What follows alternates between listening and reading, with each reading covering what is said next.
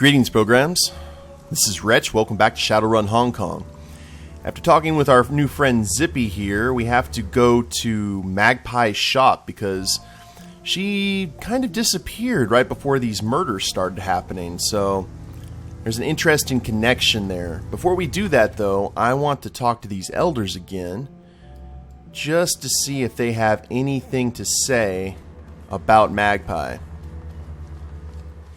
By the way, I found out that this is actually pronounced Ning instead of Nig. I didn't know, I just tried to respect the culture. I didn't know that's how it's pronounced, but I had a friend who looked it up after this episode and found out that it's pronounced Ning. So now we can go ahead and call her such. Is there anything we can do for you, Sean? Why didn't you tell me about Elder Magpie disappearing? Why would we have? Her departure from the Whampoans isn't related to your investigation. It happened before the killings began. I'm certain she's just off sulking somewhere. Ning's tone is profoundly indifferent. No doubt she'll come waltzing back next month, all full of attitude that life dared to go on without asking her permission. If she does, we'll welcome her back. Despite our problems with her behavior, her skills make her extremely valuable. I've taken over maintenance of our Matrix infrastructure in her absence, but I'm nowhere near her level. The best I can do is ensure nothing breaks down until she returns. I'd like to take a look around her shop. Do you have the key? Yes, but there's a lot of sensitive equipment in there, including our community servers. We don't let anyone who's not one of the Whampoan elders in there. Why would you need to look around there?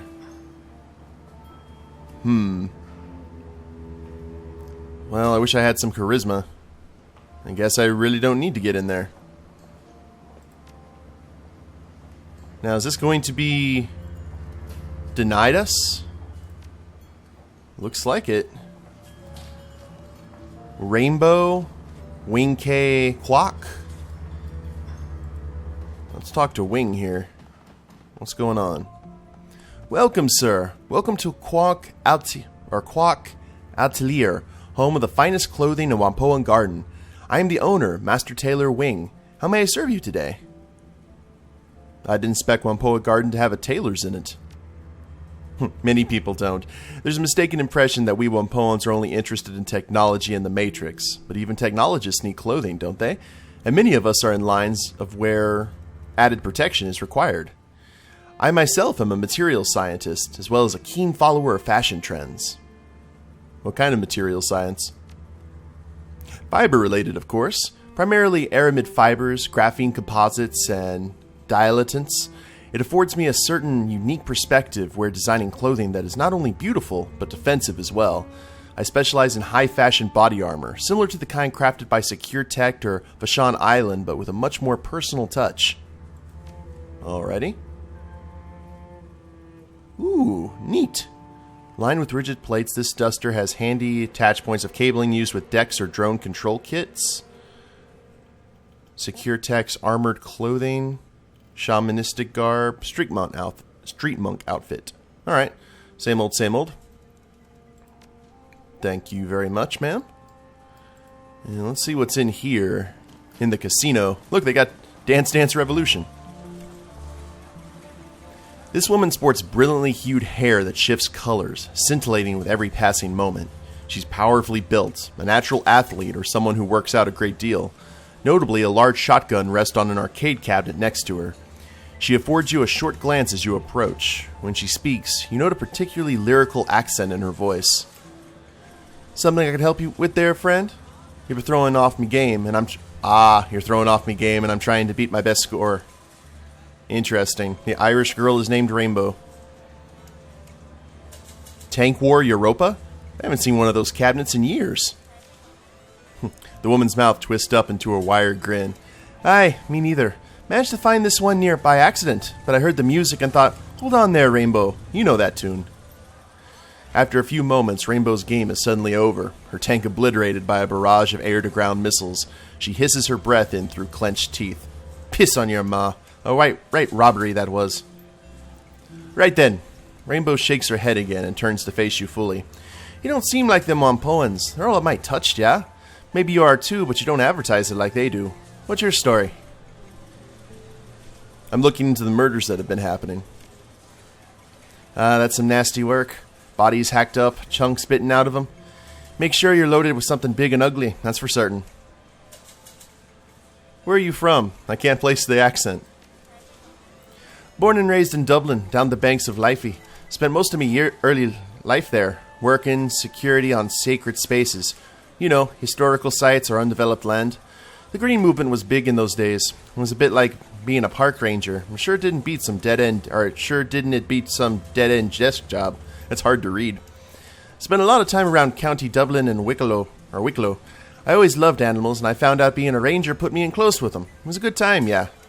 Making sure the budding new species like the bogies and centaurs didn't upset the ecology of Wicklow National Park much.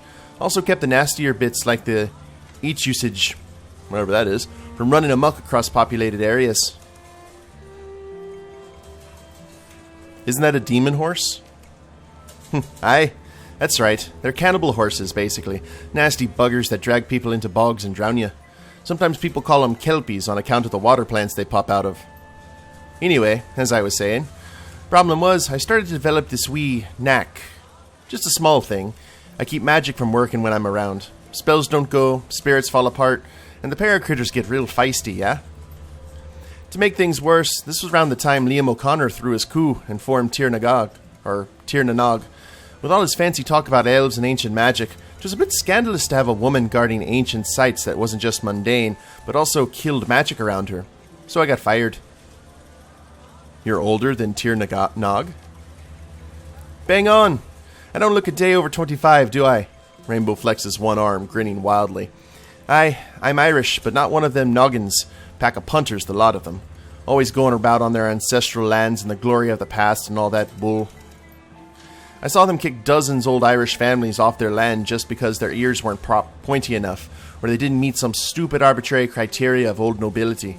It was that kind of thing that brought back to the IRA, just like in the old days of the Troubles. The Scavers in the new tier didn't pay for the land they took. They just had a pack of bullies with guns. Rainbow scrunches her face up into a disgusted sneer and mock spit at the ground. I've always been sympathetic to the little guy in a fight. He offered to pay for my help, so I said yes. Simple as that. So you became a terrorist? Feh, don't be so dramatic. They fixed me up with a cyber stitcher and gave me a lot of the kit I've got on me now in exchange for going overseas to work for them. Smuggling, gun running, making contacts in Europe. Same kind of crap all revolutionary groups do. Seeing as how my own fam got kicked out of their house, I was glad to do it. I still don't work for him these days, but there's a lot less to it. Lady Day cracked down on dissidents, but good. So what are you doing in Whampoa Gardens? Me? I'm a bit of a big game hunter these days. I get into strange places, look for some kind of paracritter I'd not seen before, and then I put a bullet in it. Only the nasty ones, though. No point in hunting a talus cat or such. Only things like gargoyles, barkest, and whatnot. All the work I did with them in my youth does a good job of keeping me alive. I was out in Jakarta last year hunting one of them Indonesian vampires. You ever heard of them? Call them penaggalans. Their heads and guts come out of the body cavity and they fly around like a giant messy pile of pasta. Rainbow bares her teeth and pantomimes floating around. Took me a solid 2 months to track her down, but I did. Once the job was done, I asked myself, okay, Rainbow, what's the best place in East Asia to find some action? So Hong Kong it was. All the key whatsits here mean a big concentration of odd critters than you usually find in a city. I've been spending a lot of time down in the storm drains these days. I had rumors of a rat king down there. There's a mess of devil rats get all tied together into some kind of big, awful rat beast. I haven't tracked it down yet, but I figure it's only a matter of time, yeah. She pats the barrel of her shotgun affectionately. See you later, Rainbow. Interesting. I like that there's a arcade here. Old school arcade. You don't find a whole lot of those anymore. Now, is there anything... Nope, just a wall. And Min. Min Vuong. Min is a Vietnamese name, I believe. The owner of this shop barely looks up from his PDA while greeting you. His tone is one of immense boredom. Welcome to Min Vuong Matrix Materials, aka MVMM. What can I get you? Ah, okay. All kinds of Decker stuff. And that's all of that. Interesting. So we will head out. Looks to be a prison cell right there.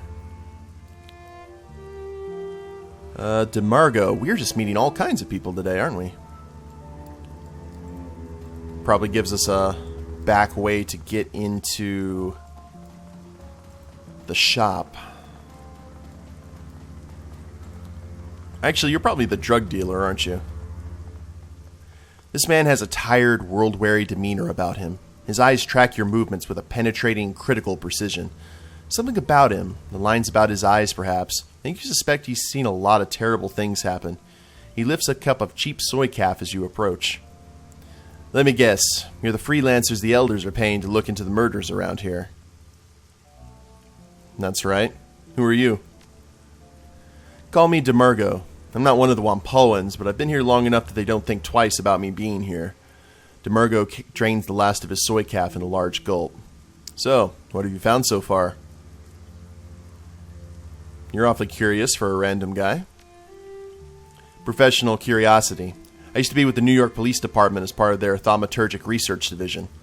Part of the CSI branch, except I did the magical investigation while the other guys pulled prints and checked blood samples. Mergo tosses the soy calf cup towards the nearby garbage can. It bounces around the rim and rolls inside. Good shot. When I hear about dreck like this happening, I keep my ear to the ground. Old habits, you know. So why aren't you investigating it? Elder Ning asked me to look into the killings after the first murder. She couldn't afford my fee, though, so I took a pass. It's not just the money, either. Mergo shudders, folding his arms across his chest.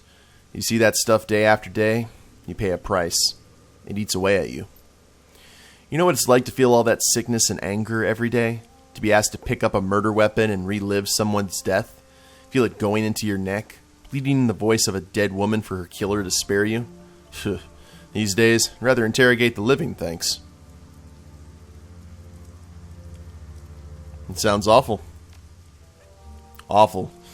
It's more than awful. It's a damn nightmare is what it is. One I couldn't wake up from for a long time. Sometimes you have to cut and run. Start fresh. At least now I can pick my own jobs. I can read objects. It's called psychometry. A little trick I managed to pick up. Don't really know how. I hold something, I can tell you what happened to it, who owned it, how it killed someone, if someone loved it or was afraid of it.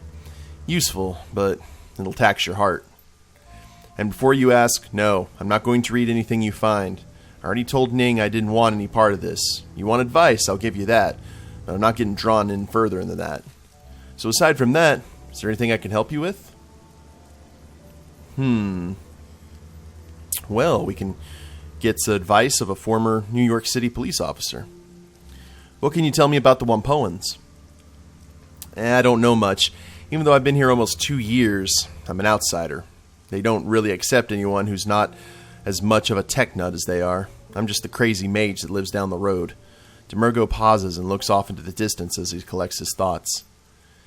Yep's got some heavy-duty cyberware, basically an enforcer for the rest of the council. He doesn't seem too set much policy. Ning is a shaman that worships machine spirits. It's all a bunch of hookum if you ask me. Magic is magic. Whatever you want to call the source is fine by me, but don't ask me to believe in the great spirit of electronics. As for everybody else, they tend to be an okay bunch. A bit strange, but that's fringe culture for you. They scrounge tech, rebuild it, sell it off. Some of them even have their own auto-fab shops. Their stuff's pretty high quality, too. People from all over Asia come to shop here if they need something rare or unusual. Tight-knit little community, all things considered. So what do you actually know about the murders? They started a couple weeks ago. Elder Gon was the first to go. That's when Ning asked if I could look into them. He was ripped apart, arms wrenched out of their sockets, skin flayed away with a razor-sharp knife. The rest have been the same. Whatever did it sure didn't care about it being a clean death. Mergo lowers his voice, leaning in towards you so that only you can hear. The funny thing is, the Hong Kong police force was out here a few weeks before that, maybe a month ago tops. I know that doesn't seem like much, but the Whampoans don't usually let the police in here. That by itself is odd enough, but it gets even stranger. The officers were loaded for bear, too. Big guns and heavy armor with NBC seals. The works. They went into the parking garage near here, and there was some kind of gunfight. Never made it back out. When backup showed up, the Whampoans chased them away. Why would they let the cops in and chase them away? That's exactly the kind of question you should be asking, and the elders refused to answer when I asked. Mergo shrugs. Go take a look for yourself if you want. Watch out, though. A gang's taken up residence in there, dealing drugs and BTLs. They call themselves the Red Spear. Not too violent if you don't push them, but be careful what you say. Well, Tong wasn't afraid when he died. He was caught by surprise. Mergo arches an eyebrow. That's not what I would have expected. With the amount of mess at each scene, the victim should have left behind a hell of a lot of fear and pain. Are you sure? Very sure. Tong died tonight, so the astral signature hasn't had time to fade. There was only a sense of accomplishment. Then sounds like this wasn't a crime of passion. A planned attack would have had a kind of resonance in my experience. It's possible the gore show is to throw off anyone looking for the actual reason. Mergo closes his eyes and starts to nod. Yeah, if I wanted to kill someone and get away with it, I'd try and point the finger at some kind of monster. Mergo opens his eyes and smiles a thin, humorless grin. Basic Investigation 101. It's usually the simplest explanation, but don't discount other possibilities. You think the mess wasn't incidental? It's a possibility. Ask yourself this. If the mutilation happened after Tong's death, why would a killer perform that kind of ritual? Serial killers who engage in that kind of ritual don't feel perfunctory about it, in my experience. It tends to feel more like they're taking communion. It's a religious or sexual feeling most of the time. If this didn't feel that way, I don't think the killer is actually pathological. Well, Tong was killed by a bladed weapon, a single strike to the base of his neck. That's a precision attack. Most knife fights end up with a lot of shallow cuts and blood over the victim and attacker alike. If Tong was killed by a single strike, he definitely wouldn't have seen it coming. You can bet your last Nuyen that whoever killed him is highly skilled with a blade. That says to me that the attack is either a professional hitman or a practiced serial killer. It could be both, too. Assassins don't tend to be the most empathetic people. Mergo considers this information for a moment before speaking again. Was the attack a thrust or a cut? No, it was a slash. Why? If the wound was a thrust, your attacker was using a knife of some kind. Anything over about 10 inches would be pretty hard to thrust with that kind of angle, the next too high for a longer blade. If it's a slash, you're looking for a sword or cleaver attack. Both of those are popular with the triads. They make an awful mess and send a message that they're not to be trifled with. That's a lot of awesome information. Thank you, sir. So everything's upgraded. We've got search for the killer in the Whampoa Garden, find out what the Red Spear gangers know, investigate the parking garage, and get the key to Magpie's shop. Well, let's keep exploring the gardens here. We've got Keita. It's like an entirely new section. That's awesome. We'll talk to you here in a second. Looks like you have a food booth. And this is blocked off. Alright, what's your story? This dumpy-looking man is busily hawking a variety of grilled spherical treats of various sizes. Some are sold individually, some are skewered on sticks, and some are packaged up in sets of 4 or 6. A sign on the front of the cart reads, Keita's 1 yen yatai. A cacophony of small trid screens are attached to the cart, each playing a different trid show. Interest you in some dango? Takoyaki? Maybe a nice nikoman. That's a pork bun with a Japanese twist. Any kind of tasty Japanese treat you can imagine, I've got it. Maybe some curry fish balls at your speed? Keita will give you your heart's desire, providing the desire is on my menu. Let me have some dango. Your wish is my command, good sir. Keita deftly pulls one of the dango sticks out of the cart and drops it onto the grill. A small robotic arm slides out from the cart and begins turning the stick until the balls of rice flour are a toasted brown color. Lifting them from the grill, Keita dips the entire stick in a tub of sticky brown sauce before handing it to you. The snack has both a sweet and salty flavor, reminiscent of sesame seeds and soy. The balls inside are pleasantly warm and surprisingly chewy, a bit like eating raw dough, but without the attendant chalky taste. Keita leans back, studying you intently. The trid projections from his cart cause his face to be lit in a constantly shifting array of rainbow hues. So, what brings you to Whampoa Garden, my friend? Somehow I doubt it's just the street food. I'm looking into the killing of the Whampoan elders. Keita shivers, wrapping his arms around his body. I've been hearing a lot about that. Haven't looked too closely, though. It's none of my business, you know? What can you tell me about the people here? We're tech heads, deckers, riggers, trid pirates, and everything in between. If I had to define this place, I'd say it's Asia's mecca for people like us. As for the elders, I can give you the basics. I'm a small fry, so we're not exactly on social terms. Ning's some kind of crazy tech witch. She summons up spirits and casts spells and works as the spiritual center of the tribe. She's a lot craftier than she seems, too. She has this mother-to-everyone act going on, but I've watched her manipulate people into doing all kinds of stuff they wouldn't normally do, and they thought it was their idea the whole time. Magically, you mean? No, I don't think so. She's just really good with people. Ip's a killer, addicted to cybernetic implants. He always has to have the newest and freshest gear. The funny thing is, I've never seen him fight. I kind of get the impression he's a coward. He'd rather let one of his buddies handle a problem than do it himself. All I know about Tang is that he loves drones and does a little decking. Frankly, I find him kind of boring. All he talks about is neural networks, dark knowledge, and evolution of machine learning. Like I said, boring. And what's with all the trid screens? Keita beams and gestures towards excitedly at them. You like them? I love trid operas. Chinese, Korean, Japanese, Indonesian, it doesn't matter. This way I can watch all of my favorite shows without missing a beat. I can work at the same time. Pirated trid is my other business. I rip the streams in the Matrix, tap right into the corporate feeds, and resell them on chip out here. Keita's face falls a bit and his enthusiasm wanes. I wish I could pay the bills, but my food cart's a lot better at that. I don't know why, but most of the other Whampoans seem to like sim over trid. They don't know what they're missing, though. One episode of 1,000 Cranes of Autumn and they'd be hooked for life. I'm just at the part where Orin has confessed her love to Takayama, but he's got to get his mech suit out of the front lines on Mars, so he can't be with her. Downright heartbreaking, I tell you. Sounds like an interesting show. Eyes twinkling, Keita leans forward in breathless excitement. I'm trying to get on his good side. Oh, you have no idea. 312 episodes chronicling a noble mech pilot and the tumultuous love affair he has with a space station governor's daughter. The pathos, the majesty. The Battle of Lagrange 1 spans 5 episodes just by itself. Good lord, it's like One Piece. For some reason, I guess it didn't resonate with the wider public. I don't know why. Who doesn't want to see a trid show about giant flying robots, love, betrayal, and spies? I've got to stop myself before I get carried away. Was there something else you needed? Got any thoughts on the murders? Yeah, ignore them.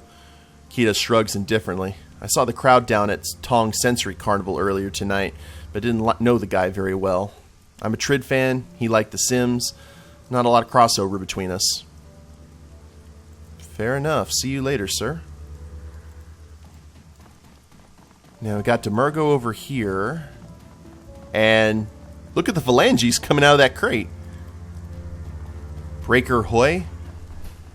You better find someplace indoors to sleep, Jan. The streets are dangerous lately. Well, there's where we came in. And Mo and Hoy. An imposing troll stands in front of a stall overflowing with weapons of all sorts. Pistols, rifles, and even brass knuckles overflow onto the rug around him. Ho there. You look like a man who understands the value of self-defense. Breaker Hoy, at your service. I can promise you I can help you defend yourself. What do you say? Want to take a look? What do you sell there? Ah, so you are the boomstick.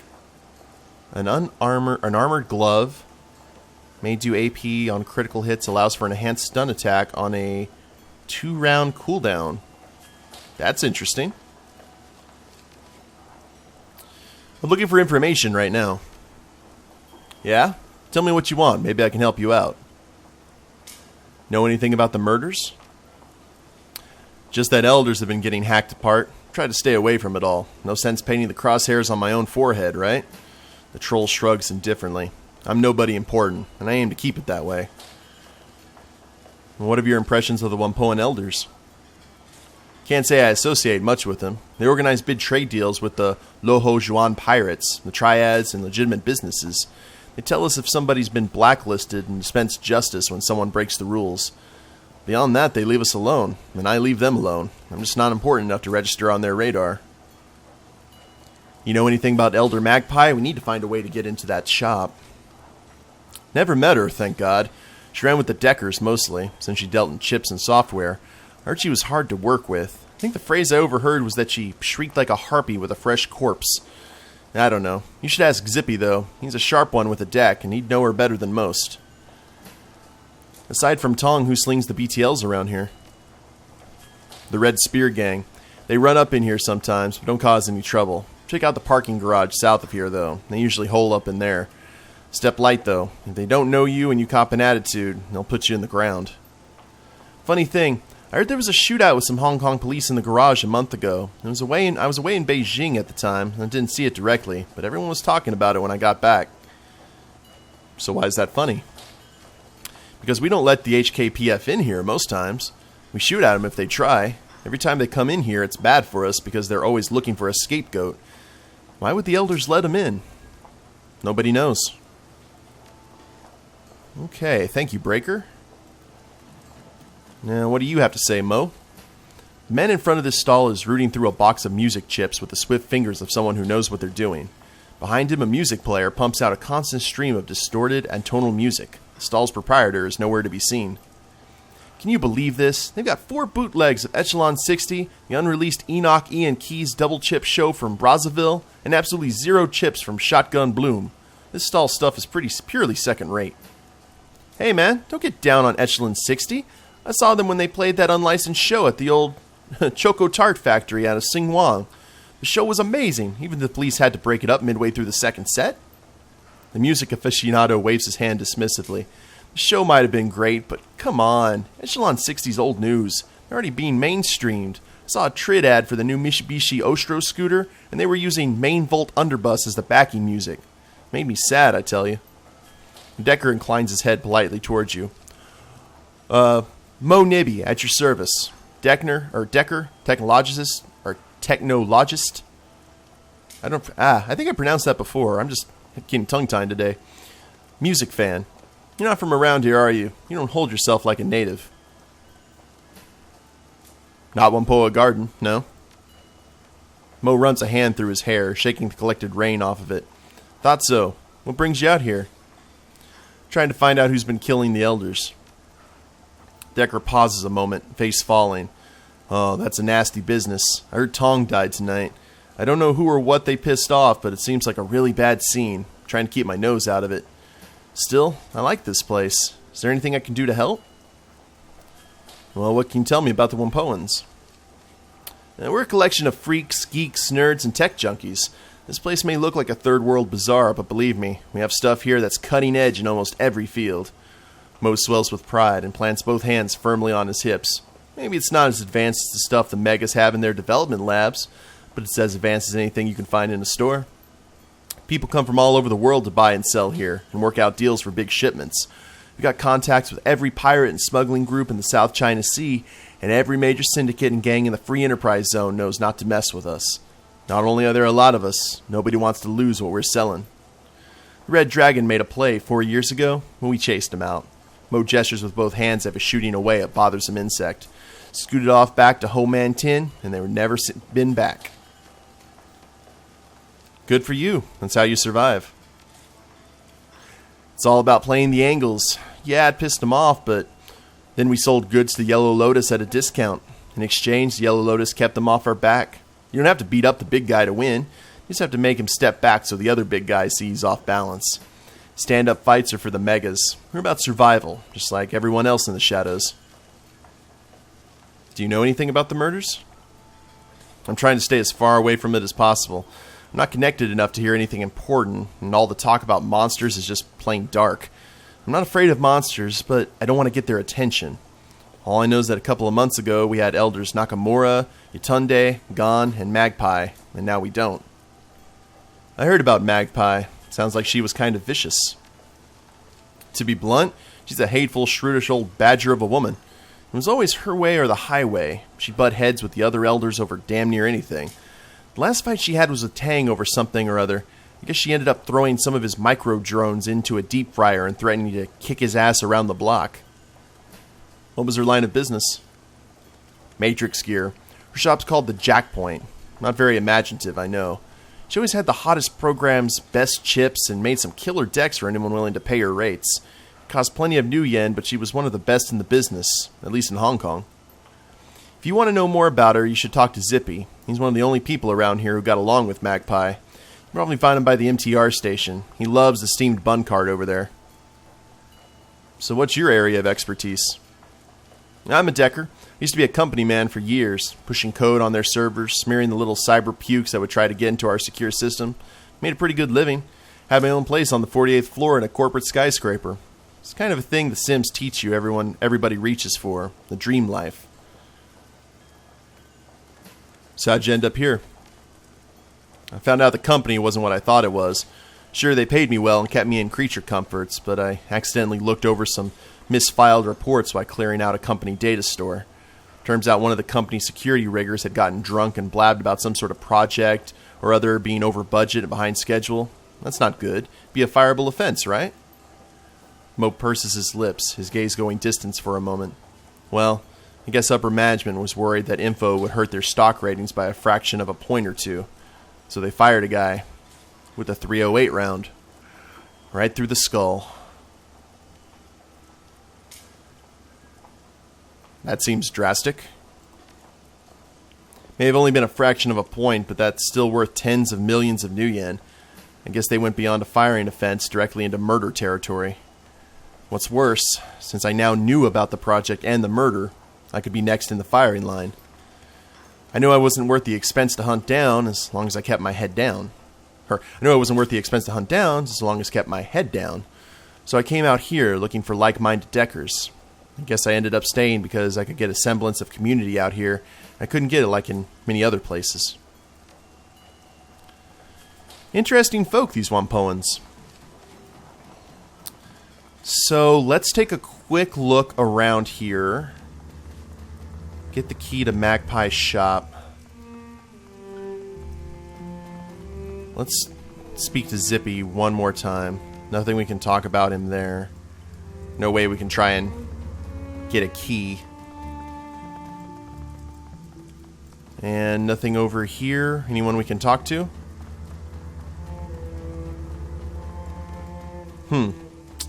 Does not look like it.